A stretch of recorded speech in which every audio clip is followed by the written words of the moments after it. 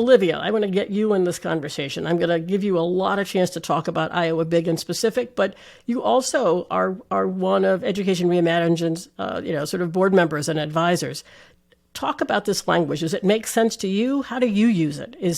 Are these distinctions between home bases and learning hubs and field sites, does that help you think about what's in your community and how you navigated it? Definitely. I think when they first kind of presented these ideas to me, it was very hard for me to wrap my brain around. But I got more into the work and we talked more about it, and definitely with Aylin's kind of description, it makes a lot more sense. And I can definitely pinpoint these spots in my Iowa Big experience. Yeah. For me in Iowa Big at least, my home base and my learning hubs were kind of all in the same place. Iowa Big did have two locations, but for the most part, like, they had a lot of assets in that one building. All of our teachers and mentors were in that same building. A lot of our like class-like sessions were in that same building.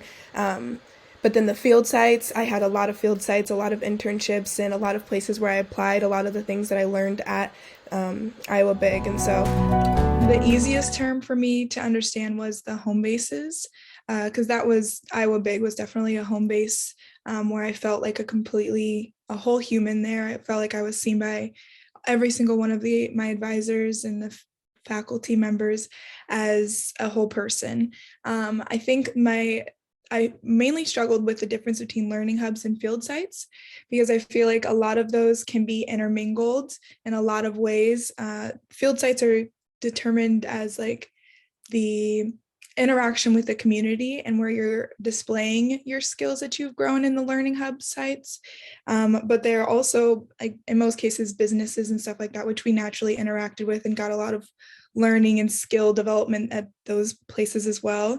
And then learning hubs were considered where you like are learning deeply. And most of the time when you're at these places, you're just there to gain an education, gain knowledge rather than displaying your knowledge, which is what you would do at like the field sites and stuff like that. And so those two were definitely difficult for me, but I do like the distinction between the two because I think it is very important to have those. And I think also the point needs to be made that both of these things can be acquired in the same place. Like, you can learn and gain knowledge while also showing that you are able to do all of these things and showing that you've gained those skills in both places.